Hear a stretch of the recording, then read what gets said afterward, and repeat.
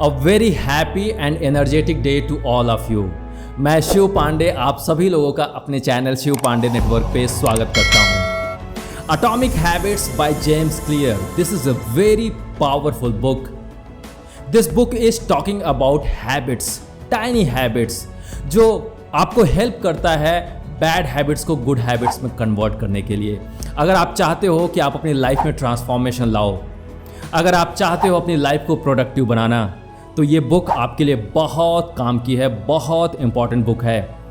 और इसीलिए ये मैंने डिसीजन लिया हुआ है कि इस बुक के डीपर विजडम को, प्रैक्टिकल नॉलेज को आप लोगों तक पहुंचाना है। और इस कमिटमेंट की जर्नी में मैंने जो पहला पार्ट है इस बुक का इंट्रोडक्टरी वीडियो, उसको ऑलरेडी लॉन्च कर दिया है। इस इंट्रोडक्टरी वीडियो में मैंने बताया हुआ है कि ये बुक आपके लिए क्यों इम्पॉर्टेंट है, इस बुक में कौन कौन से चैप्टर्स इंक्लूड किए गए हैं, इसके बारे में मैंने बात किया हुआ है। तो अगर आपने ये इंट्रोडक्टरी वीडियो अभी तक नहीं देखा है तो मैं आपसे हम्बल रिक्वेस्ट करूंगा कि आई बटन पे क्लिक करके इस वीडियो को अभी देखो। आज की इस वीडियो में मैं बात करने जा रहा हूं पार्ट 1 और फर्स्ट चैप्टर की। सो लेट्स मूव फॉरवर्ड।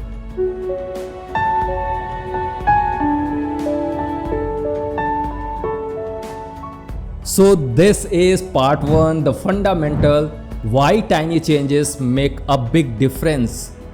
पार्ट 1 में फंडामेंटल्स की बात हो रही है और इसमें ये बात होगी कि टाइनी चेंजेस यानी छोटे छोटे जो बदलाव होते हैं वो बड़े डिफरेंसेस को कैसे क्रिएट करते हैं, बड़े रिजल्ट्स कैसे देते हैं।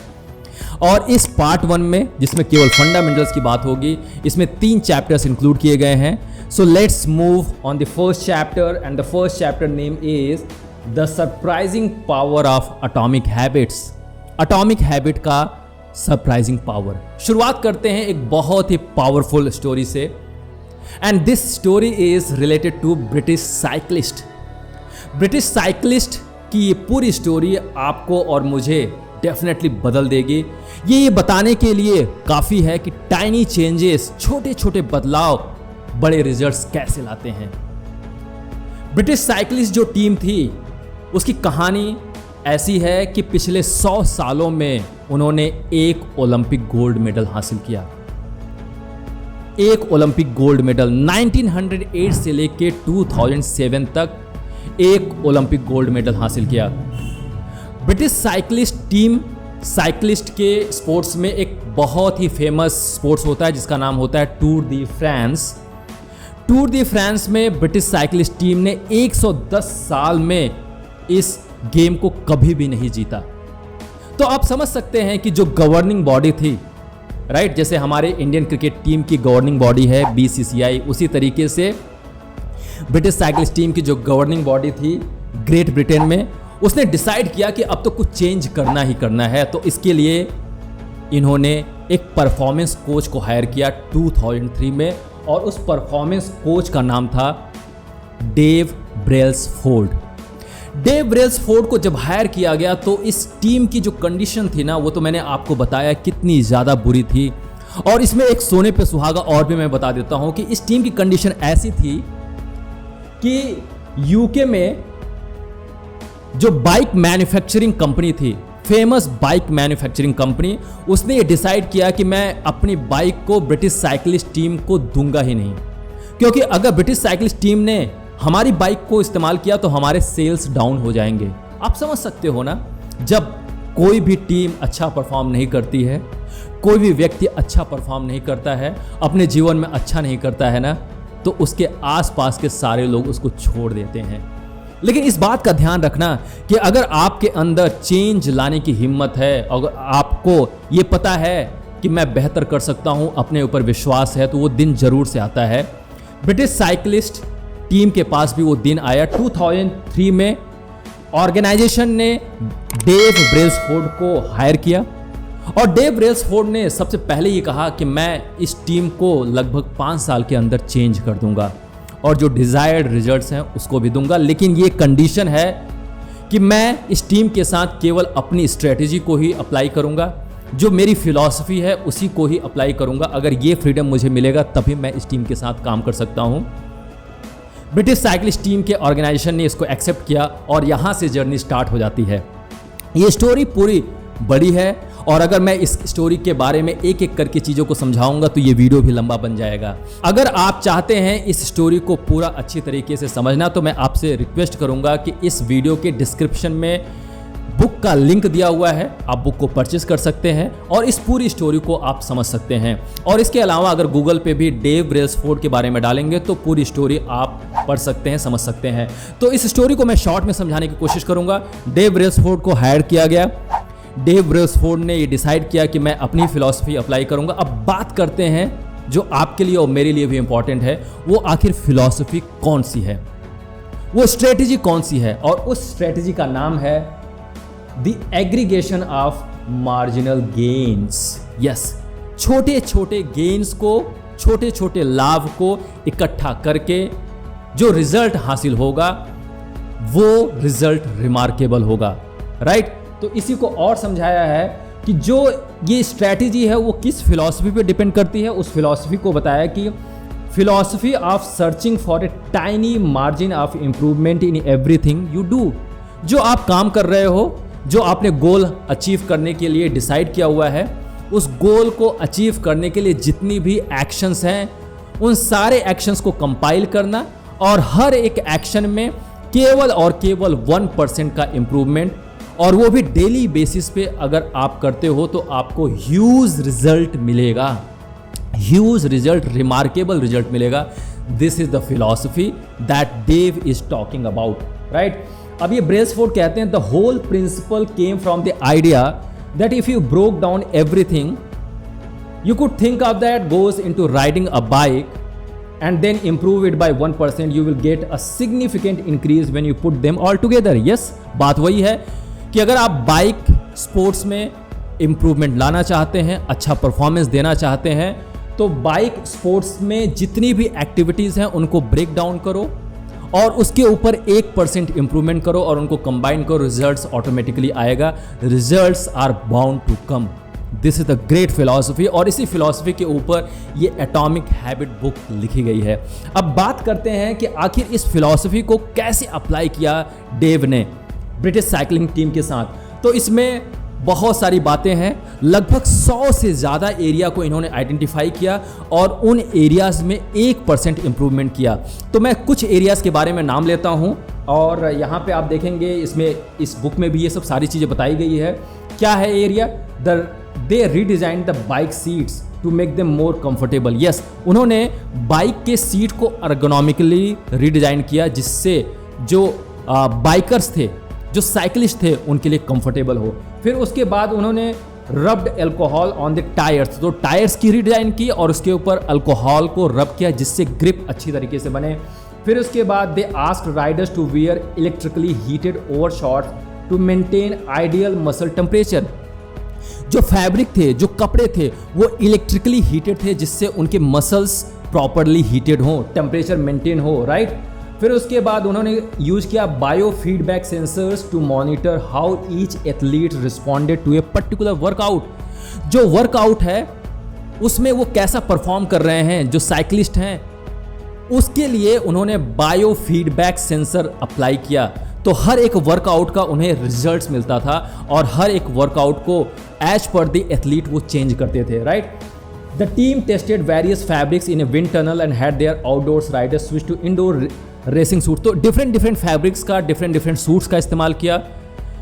और फिर उसके बाद यही नहीं, उसके बाद ब्रेसफोर्ड ने to find 1% improvements in overlooked and unexpected areas. उन एरियाज को भी आइडेंटिफाई किया जो अनएक्सपेक्टेड थे, जिनके ऊपर किसी का ध्यान नहीं जा रहा था। जैसे they tested different types of massage gels to see which one lead to the fastest muscle recovery. उन्होंने मसाज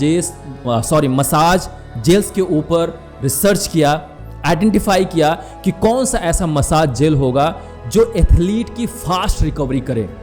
आप समझ सकते हैं ना, कितने सारे ओवरलुक्ड एरियाज थे जिसको उन्होंने आइडेंटिफाई किया। इसके बाद उन्होंने सर्जन को हायर किया और उस सर्जन को काम ये था कि वो राइडर को टीच करे कि किस तरीके से वो अपने हैंड्स को वॉश करें, किस तरीके से वो अपने बॉडी को क्लीन कर के रखें जिससे उनको कभी भी कोल्ड कैच न कर पाए। फिर उन्होंने डिटरमाइन किया कि किस तरीके से पिलो और मैट्रेस की डिज़ाइन की जाए जिससे राइडर्स के राइडर्स के पास एक अच्छी नींद आए, वो सही तरीके से सो सकें। तो इसी तरीके से उन्होंने 100+ एरियाज को आइडेंटिफाई किया और उसके ऊपर 1% इम्प्रूवमेंट किया। और इन सब सारे इम्प्रूवमेंट को जब उन्होंने एग्रीगेट किया ना, तो रिमार्केबल रिजल्ट आया, रिमार्केबल रिजल्ट। अब बात करते हैं आखिर वो रिजल्ट्स क्या है। तो रिजल्ट्स क्या थे? Just 5 years after Brailsford took over, 5 साल के बाद जब उन्होंने ब्रेल्सफोर्ड ने इस टीम को कोच करना स्टार्ट किया, the British cycling team dominated the road and track cycling events at the 2008 Olympic games in Beijing. China के बीजिंग से शहर में जब 2008 में ओलंपिक गेम को ऑर्गेनाइज किया, तो ब्रिटिश साइकिलिस्ट टीम ने ना पूरी तरीके से ट्रैक पे डोमिनेट किया। और उन्होंने इस तरीके से डोमिनेट किया कि पूरे ओलंपिक में जो गोल्ड था उसका 60% ब्रिटिश साइकिलिस्ट टीम के पास आया। Can you imagine it? 5 साल के अंदर ये इतना बड़ा चेंज आया। और उसके जस्ट 4 साल के बाद 4 years later when the Olympic games came to London, London में जब ओलंपिक गेम हो रहा था, तो उस टाइम पे ब्रिटिश साइकिलिस्ट टीम ने 9 ओलंपिक रिकॉर्ड्स को सेट किया और 7 वर्ल्ड रिकॉर्ड्स बनाए। इतना बड़ा चेंज, समझ सकते हैं आप। अब बात करते हैं इस अचीवमेंट की पूरी लिस्ट बहुत बड़ी है। चलिए एक एक करके सुनाते हैं। आपको ये समझना जरूरी है कि आखिर ये अचीवमेंट क्या क्या थे। That same year, it means in 2012, Bradley Wiggins, British cyclist team का एक मेंबर था जिसका नाम था Bradley Wiggins, he became the first British cyclist to win the Tour de France. 110 सालों में जिसने टूर दे फ्रांस कभी नहीं जीता, जो प्रीमियम गेम था, प्रीमियम स्पोर्ट्स था साइकिलिस्ट के लिए।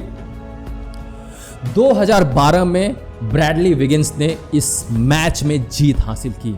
और उसके जस्ट नेक्स्ट ईयर, मतलब जस्ट उसके 1 साल के बाद, ब्रैडली विगिंस का जो टीममेट था जिसका नाम था क्रिस फ्रूम, उसने भी इस रेस में जीत हासिल की। और फिर उसके बाद 2015 में, 2016 और 2017 में टूर दी फ्रांस में इस मैच को ब्रिटिश साइकिलिस्ट टीम ने जीता। तो लगभग 6 सालों के अंदर इन्होंने 5 बार टूर दी फ्रांस मैच में जीत हासिल की। और उसके बाद और बात करते हैं, during the 10 year span from 2007 to 2017, 10 सालों के अंदर ब्रिटिश साइकिलिस्ट टीम ने 178 वर्ल्ड चैंपियनशिप्स बनाए और 66 ओलंपिक और पैरालंपिक गोल्ड मेडल्स इन्होंने हासिल किया।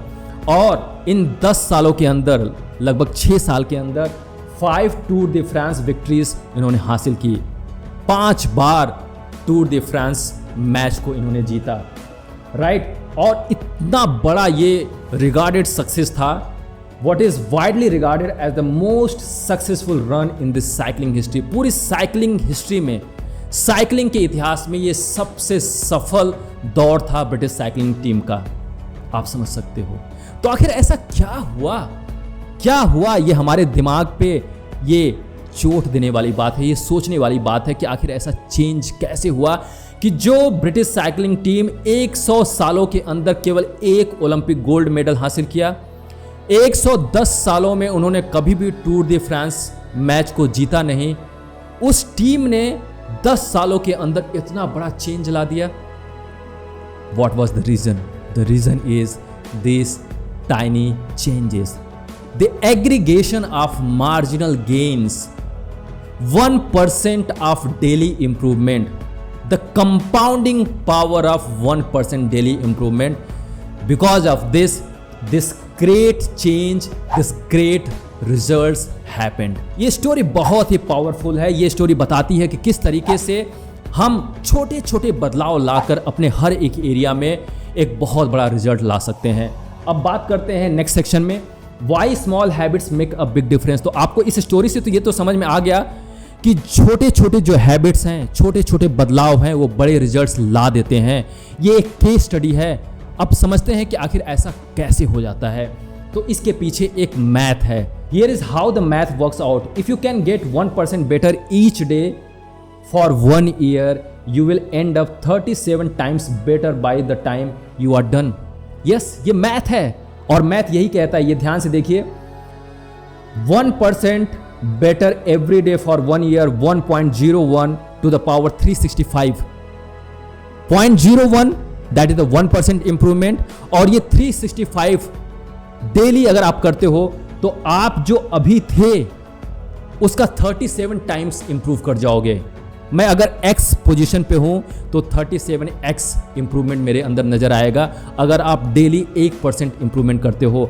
और कन्वर्सली इसी का उल्टा यहां पे बताया जाता है, if you get 1% worse each day for 1 year you will decline nearly down to 0। अगर आप 1% डेली वर्स होते हो, मतलब अपने परफॉर्मेंस को डाउन करते हो, तो आप 0 पे पहुंच जाओगे 1 साल के अंदर। ये पूरा का पूरा मैथ है, ये कोई झुठलाया नहीं जा सकता। आप इस ग्राफ में देख सकते हो, ये एक्सपोनेंट का ग्राफ है। यहाँ पे यही बताना चाहता है कि अगर आप 1% इंप्रूव करते हो तो टाइम के साथ 365 डेज में यानी 1 ईयर में आप 37% इंप्रूव कर जाओगे। और अगर 1% डिक्लाइन करते हो, मतलब आपका जो परफॉर्मेंस है 1% कम होता चला जाता है, तो 1 साल के अंदर आप 0 पे पहुंच जाओगे। ये एक मैथ है, इसको झुठलाया नहीं जा सकता। So habits are the compound interest of self improvement my dear friend.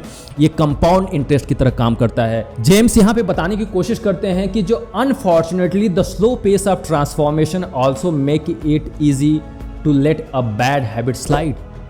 ये हमारा दुर्भाग्य है कि जब भी हम कोई भी गुड हैबिट अपनी लाइफ में इंप्लीमेंट करने की कोशिश करते हैं तो उसका जो रिजल्ट होता है ना, वो बहुत ही धीरे धीरे मिलता है। और इसी के कारण हम तुरंत ही गुड हैबिट को छोड़कर बैड हैबिट में स्लाइड हो जाते हैं।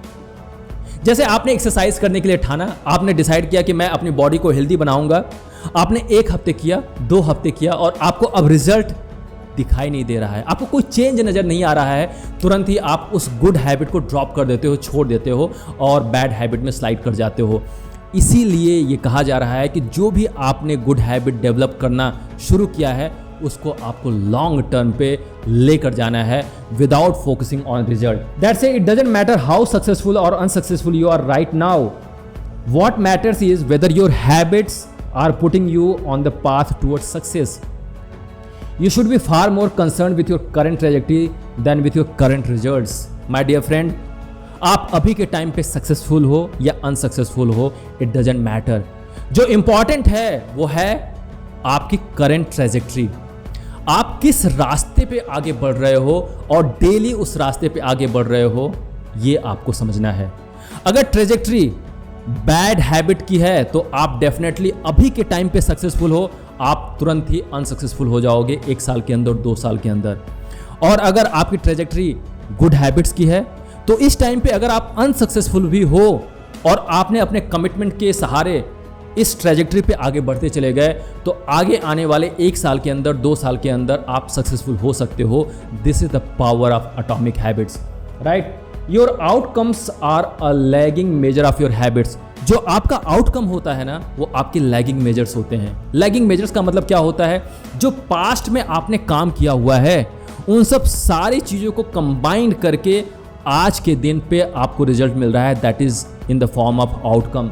For example, your net worth is a lagging measure of your financial habit. आपका जो आज का नेट वर्थ है ना, वो आपकी फाइनेंशियल हैबिट्स के लैगिंग मेजर्स हैं। आपने पिछले 1 साल के अंदर, 2 साल के अंदर जो आपकी फाइनेंशियल हैबिट्स थी, आप सेव कर रहे थे या उसको खर्च कर रहे थे, उसके कारण आज के टाइम पे आपका नेट वर्थ गिना जा रहा है। आपके पास इस टाइम पे वैल्यू है। अगर आपने इन्वेस्टमेंट किया होगा सही दिशा में तो आपके पास अच्छा खासा बैलेंस होगा, और अगर आपने फिजूल खर्ची किया होगा तो डेफिनेटली आपका बैंक बैलेंस डाउन हुआ होगा। तो ये आउटकम है आज का, लेकिन ये आज का आउटकम आपके पिछले 1 साल, 2 साल, 3 साल के हैबिट्स हैं। इसी तरीके से your weight is a lagging measure of your eating habits. आज के टाइम पे जो आपका वेट है वो लैगिंग मेजर है आपके पुराने ईटिंग हैबिट्स की। आप जंक फूड खाते थे या हेल्दी सैलड खाते थे, उसके बेसिस पे आज के टाइम पे आपकी बॉडी का वेट है। इसी तरीके से your knowledge is a lagging measure of your learning habits. किस तरीके से आपने अपने अंदर लर्निंग हैबिट डेवलप किया 1 साल के अंदर, 2 साल के अंदर, उसके बेसिस पे आज के समय पे आप नॉलेजेबल बने हुए हो, राइट। तो ये सब सारे जो आज के टाइम पे आउटकम आप देख रहे हो वो आपके पुराने हैबिट्स ही हैं जो आज आपको आउटकम दे रहे हैं। अगर अच्छा आउटकम मिल रहा है तो आपके पुराने गुड हैबिट्स हैं, अगर बुरा आउटकम मिल रहा है तो पुराने बैड हैबिट्स हैं, राइट। ये बात बहुत इंपॉर्टेंट है। Time magnifies the margin between success and failure. इस बात को ध्यान रखना, जो टाइम है ना, समय है, वो आपके सक्सेस और फेलियर के बीच का मार्जिन डिफाइन करता है। अगर आज के समय पे आप अनसक्सेसफुल हो लेकिन आपकी ट्रेजेक्टरी राइट डायरेक्शन में है तो माय डियर फ्रेंड डेफिनेटली आप सक्सेसफुल हो जाओगे। तो टाइम है, ये बहुत बड़ा फैक्टर है जो आपको सक्सेस और अनसक्सेसफुल बनाता है, right. It will multiply what ever you feed it. अगर आपने बैड हैबिट के साथ टाइम को जिया है तो डेफिनेटली ये मल्टीप्लाई कर देगा, आपको जीरो पे ला कर रख देगा। और अगर आपने गुड हैबिट के साथ टाइम को जिया है तो डेफिनेटली ये मल्टीप्लाई कर देगा और आपको सक्सेसफुल बना देगा हर एक एरिया में। अब बात करते हैं जो सबसे इंपॉर्टेंट है, what progress is really like. आखिर जब हम गुड हैबिट्स की बात कर रहे हैं, छोटे छोटे हैबिट्स की बात कर रहे हैं, तो ये प्रोग्रेस होता कैसे है, किस तरीके से हमारे लाइफ में टाइनी हैबिट्स आते कैसे हैं। कहते हैं कि imagine that you have an ice cube sitting on the table in front of you.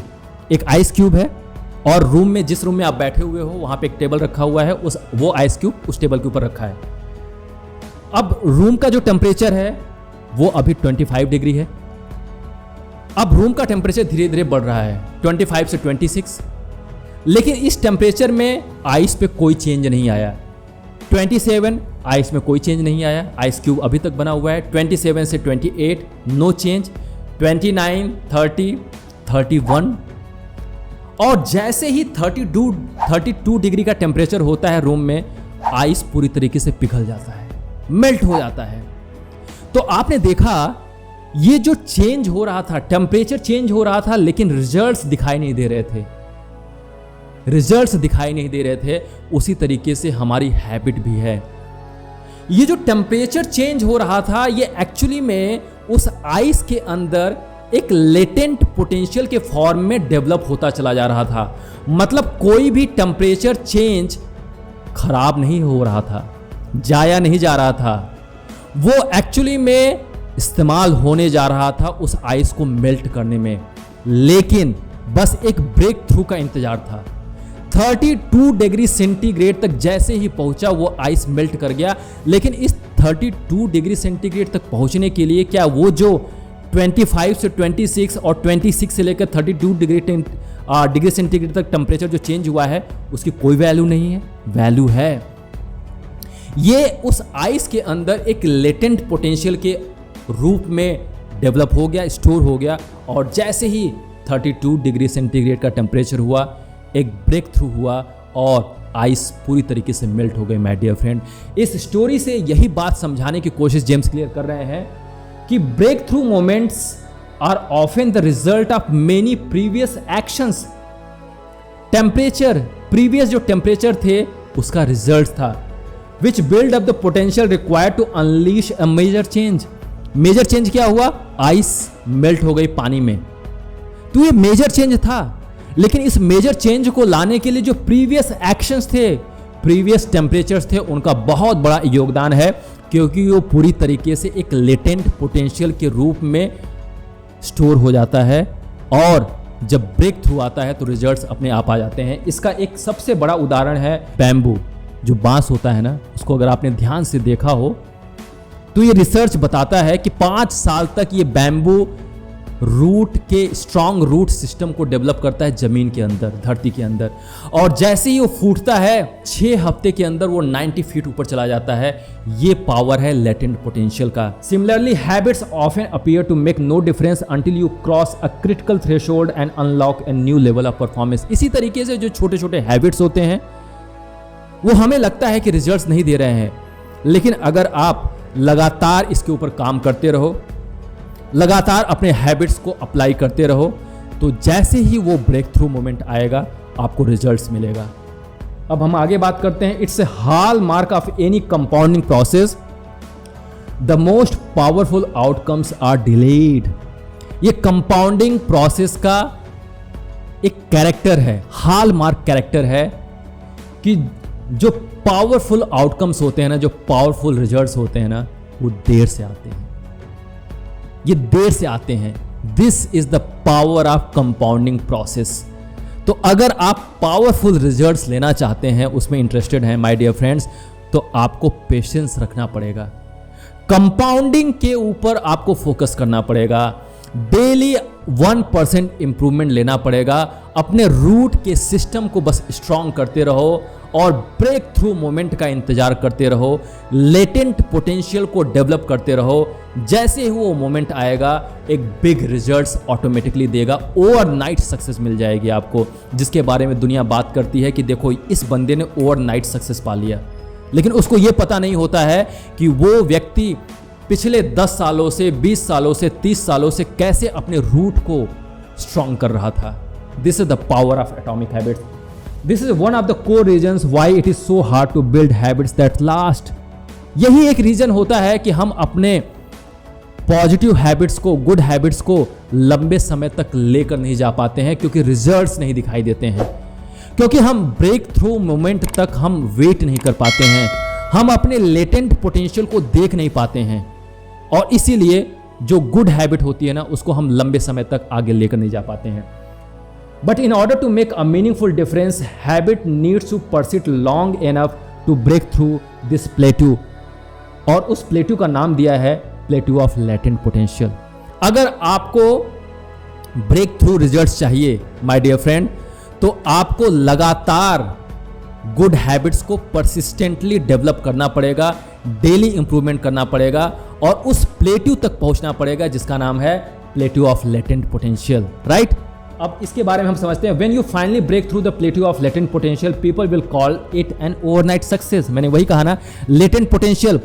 याद करिए उस आइस के बारे में, 31 डिग्री सेंटीग्रेड तक जो आइस था वो अपने अंदर लेटेंट पोटेंशियल को स्टोर कर रहा था, और जैसे ही 32 डिग्री सेंटीग्रेड टेम्परेचर हुआ, ब्रेक थ्रू आया और वो आइस मेल्ट हो गई।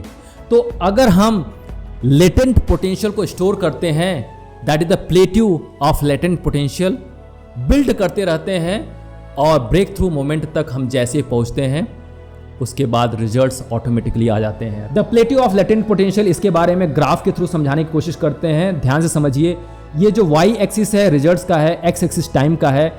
जब हम किसी भी एक्शन को लेना शुरू करते हैं, जब हम किसी भी गुड हैबिट्स को डेवलप शुरू करते हैं, तो ये हमारी एक्सपेक्टेशन होती है कि हमें रिजल्ट्स लीनियरली मिलेंगे। मतलब जब आप इसके ऊपर एक्शन लोगे, तो ये देखो, ये जो ग्राफ है ना, आप इस लाइन को देख रहे हो, ये लीनियर लाइन है।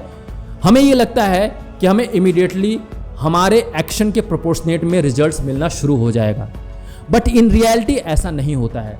रियलिटी ये बताती है कि आप एक्शन तो ले रहे हो, टाइम के साथ आप आगे बढ़ रहे हो, लेकिन रिजल्ट्स आपको दिखाई ही नहीं दे रहे हैं। देखिए ध्यान से, रिजल्ट्स आपको कुछ भी नहीं मिल रहा है, रिजल्ट्स आपको मिलता नहीं। फिर धीरे धीरे जब और एक्शन लेते हो टाइम के साथ, तो थोड़ा थोड़ा रिजल्ट्स आपको दिखाई देने लगता है। तो ये जो गैप है ना, ये ध्यान से देखिए, ये जो लीनियर ग्राफ है, जो लाइन है, और ये जो डिप है, इसी डिप को बोलते हैं हम वैली ऑफ डिसअपॉइंटमेंट। यहां पे हमको निराशा होने लगती है कि हम एक्शन पे एक्शन लिए जा रहे हैं, लेकिन रिजल्ट्स दिखाई नहीं दे रहा है। ये उसी बैम्बू ट्री की तरह है कि हमने प्लांट तो कर दिया है, हम उसमें पानी भी डाल रहे हैं, सारे नर्चरिंग कर रहे हैं, लेकिन अभी भी जो सीड है वो प्लांट के फॉर्म में जमीन से ऊपर आ ही नहीं रहा है। एक्शन ले रहे हैं, रिजल्ट्स दिखाई नहीं दे रहा है। तो ये होता है वैली ऑफ डिसअपॉइंटमेंट, और यही वैली ऑफ डिसअपॉइंटमेंट के कारण हम अपनी हैबिट्स को कंटिन्यू नहीं कर पाते हैं। माय डियर फ्रेंड, अगर आपने ये कंटिन्यू किया, तो जब आप लगातार इसको कंटिन्यू कर रहे हो, तो ध्यान से देखना, इस स्टेज तक आप क्या करते हो, जो इसको बोलते हैं ये छुपी हुई ताकत है, जिसको आप धीरे धीरे बिल्ड करते हो, और जब आप बिल्ड करते करते एक ऐसा पॉइंट आएगा जिसको हम बोलते हैं ब्रेक थ्रू पॉइंट, और इस ब्रेक थ्रू पॉइंट को जैसे ही आप क्रॉस करोगे, तो जो आपका एक्सपेक्टेड रिजल्ट था, ये इस एक्सपेक्टेड रिजल्ट्स के बियॉन्ड आपको रिजल्ट मिलेगा। That is the unexpected result, this is the beyond your imagination. Breakthrough point को बस क्रॉस करना है और रिजल्ट्स ह्यूज मिलेगा। आपने सोचा था ये रिजल्ट मिलेगा, लेकिन आपको रिजल्ट ये मिलता है। टाइम के साथ आपको ह्यूज रिजल्ट मिलता है। This is the power of plateau of latent potential. तो ये देख रहे हो ना आप, वैली ऑफ डिसअपॉइंटमेंट, बस इसी वैली ऑफ डिसअपॉइंटमेंट को आपको क्रॉस करना है ब्रेक थ्रू पॉइंट तक पहुंचना है और इस ब्रेक थ्रू पॉइंट तक जैसे ही आप पहुंच जाओगे, लेटेंट पोटेंशियल के बैरियर को क्रॉस करोगे और आपको रिजल्ट्स मिलना शुरू हो जाएगा। And that result is overnight success. Results के लिए हमें पेशेंस रखना पड़ता है और हम अपने पेशेंस को लूज करने लगते हैं। वैली ऑफ डिसअपॉइंटमेंट होता है, हम एक्शन तो ले रहे हैं लेकिन रिजल्ट्स नहीं मिलता है, डिसअपॉइंट हो जाते हैं और जो हमने हैबिट स्टार्ट किया हुआ था उसको ड्रॉप कर देते हैं और फिर से बैड हैबिट के लूप में ट्रैप हो जाते हैं। अब आखिर ऐसा होता क्यों है, क्या रीजन है, इसके बारे में समझा रहे हैं। तो जेम्स कहते हैं forget about goals, focus on systems instead. James कहते हैं आप अपने गुड हैबिट्स को कंटिन्यू तभी कर पाओगे जब आप गोल्स को भूल जाओगे, रिजल्ट्स को भूल जाओगे और सिस्टम के ऊपर फोकस करोगे। यहां पे ये समझाने की कोशिश करते हैं what is the difference between systems and goals, क्या होता है डिफरेंस। ये कहते हैं if you are a coach, your goal might to win a championship, your system is the way you recruit players, manage your assistant, coaches and conduct practices. आप समझ पा रहे हो ना गोल और सिस्टम के बीच में डिफरेंस। अगर आप कोच हो तो आपका गोल होगा कि चैंपियनशिप को जीतें, लेकिन सिस्टम क्या है, सिस्टम यह है कि प्रॉपरली प्लेयर्स को रिक्रूट करें, असिस्टेंट कोचेस को मैनेज करें और जो प्रॉपर प्रैक्टिसेस हैं उसको कंडक्ट करें।